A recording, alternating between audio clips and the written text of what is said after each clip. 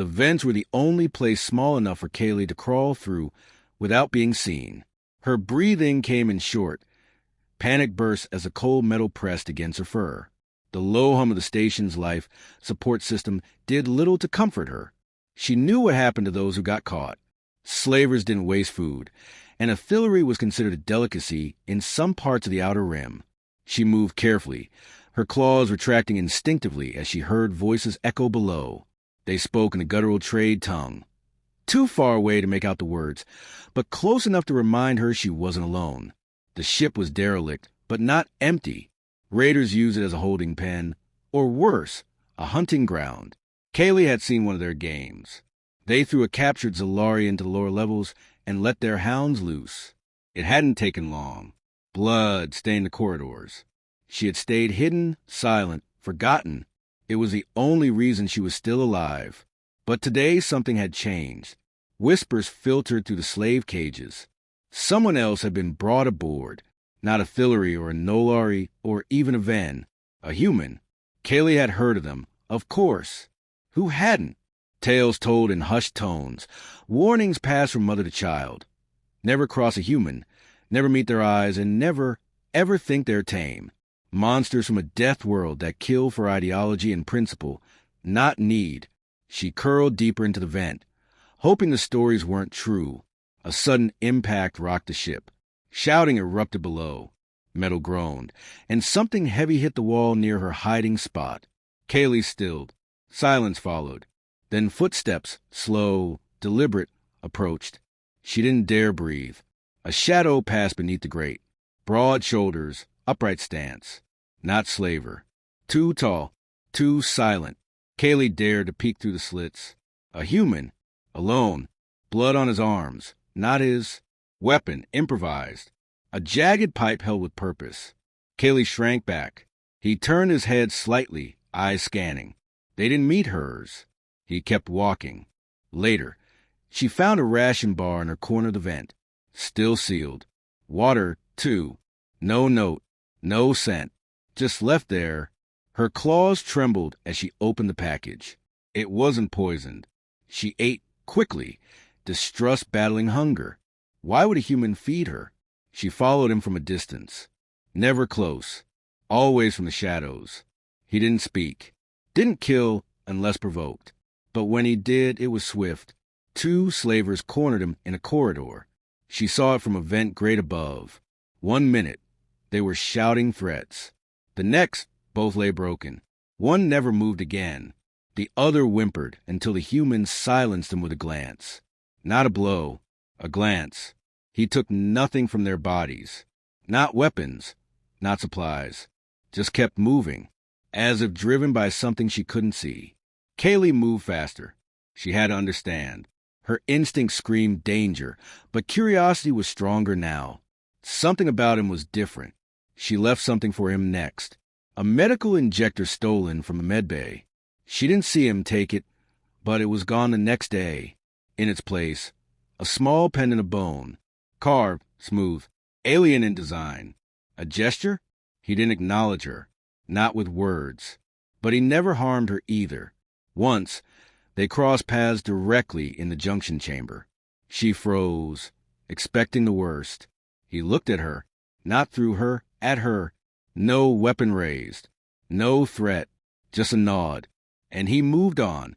Slavers were growing agitated. Their numbers were shrinking. Patrols doubled. Doors locked. Kaylee overheard the captain bark orders about a loose asset. She knew they meant a human. They didn't understand. He wasn't loose. He was hunting. That night, Kaylee made a mistake. She tried to steal a power cell from the engine room. A guard caught her, dragged her by the arm, claws tearing into her skin. She fought, but she was small, weak. The guard laughed, raising a stun baton. Then the human appeared. It was over in seconds. The guard flew across the wall, neck twisted unnaturally. The baton clattered to the ground. The human didn't speak. He didn't even look at the body, just stepped forward and knelt beside her. He tore fabric from his sleeve and wrapped it around her arm. Tight, efficient. His hands were scarred. Old wounds. New ones. Kaylee whimpered. expecting the strike. It never came. He waited until she could stand, then walked away. She followed him more closely after that.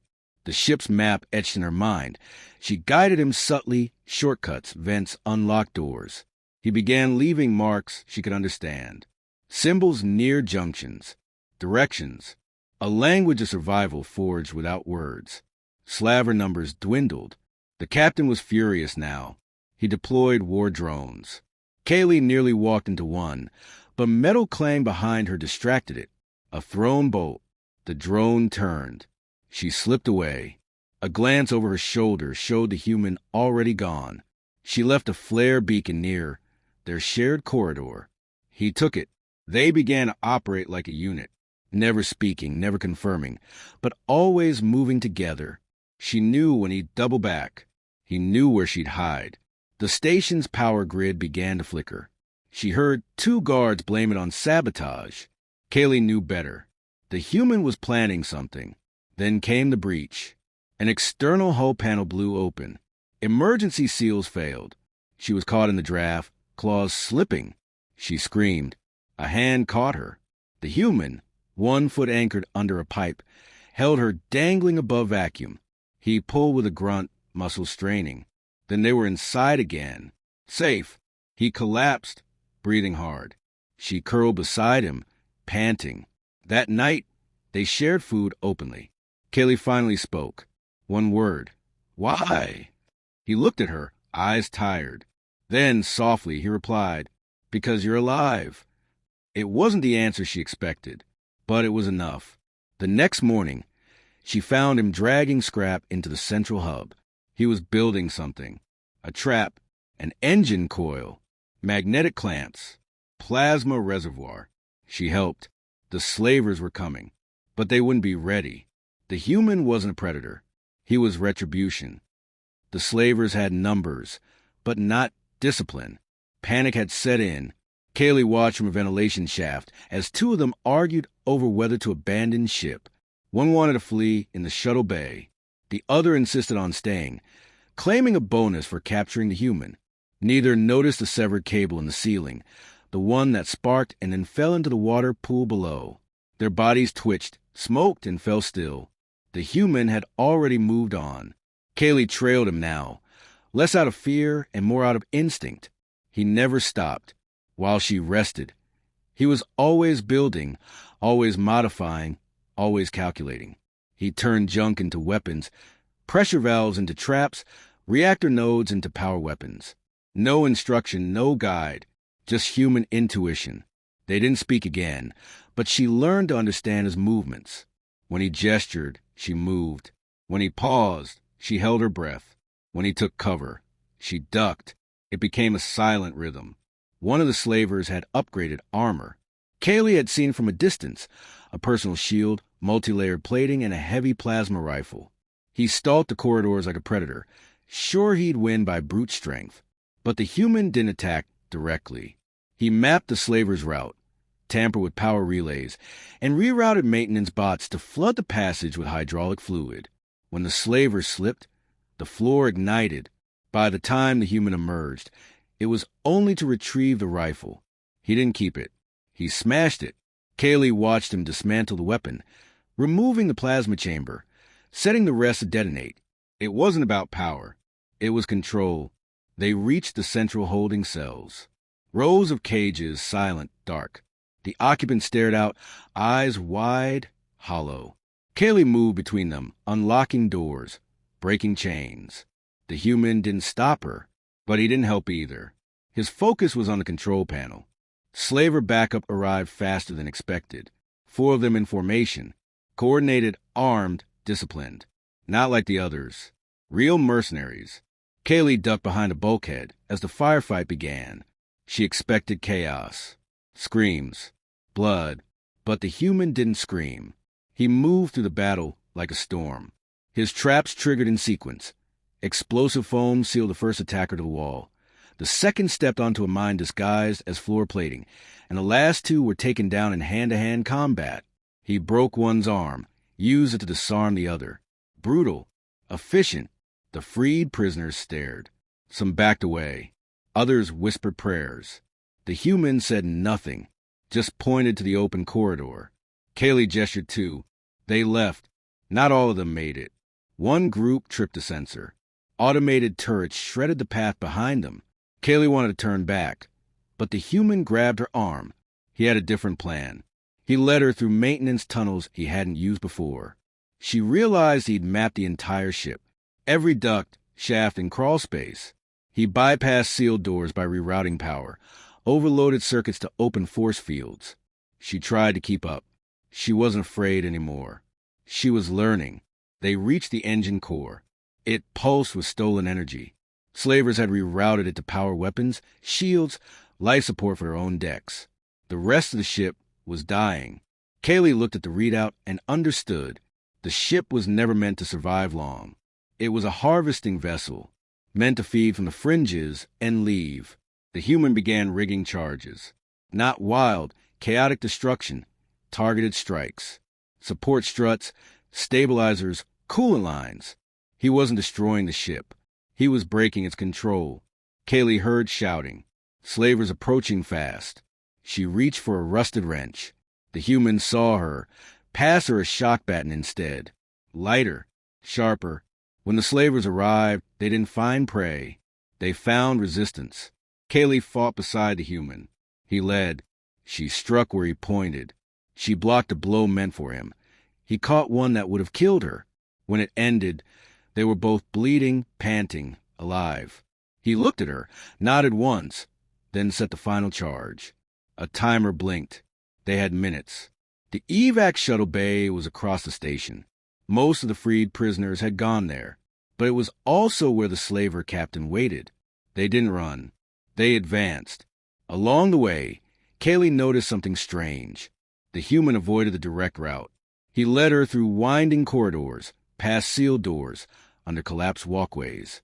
It made no sense, until she heard the thrum of engines powering up. They weren't just escaping.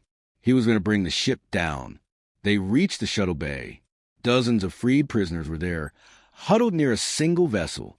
A few had taken up arms. When they saw the human, they stepped back, not out of fear, but reverence. The slaver captain stood between them and the shuttle, massive, clad in combat armor, dual plasma axes, a mercenary king. His voice echoed through the bay, taunts, threats, boasts. The human didn't answer. He walked forward. Kaylee watched as the two met in combat. The captain was faster than he looked, stronger too. He swung wide, tried to break the human's stance. The human didn't resist. He flowed, redirected. Each blow he took, he turned into a counter. Then he struck. A single movement. Low, sharp, final. The captain dropped, stunned. The human didn't kill him. He disabled him. He looked to the prisoners. They understood. They moved. One by one, they boarded the shuttle. Kaylee was last. She paused at the ramp. The human wasn't moving. She called to him. No answer. She stepped closer. He handed her the detonator. She refused. He forced it into her hand. Kaylee stared. He wasn't coming. She wanted to scream, to drag him aboard. But he turned away, walking toward the core. Kaylee looked at the shuttle pilot. He waited. She gave the order. They launched. As they cleared the station, the charges went off. The core ruptured. Fire bloomed in space. The slaver vessel broke apart. No escape pods launched. Silence followed. She stared at the remains, then at the detonator in her hand. The human had protected her. Protected all of them. Not for reward, but because they were alive. And he believed that mattered.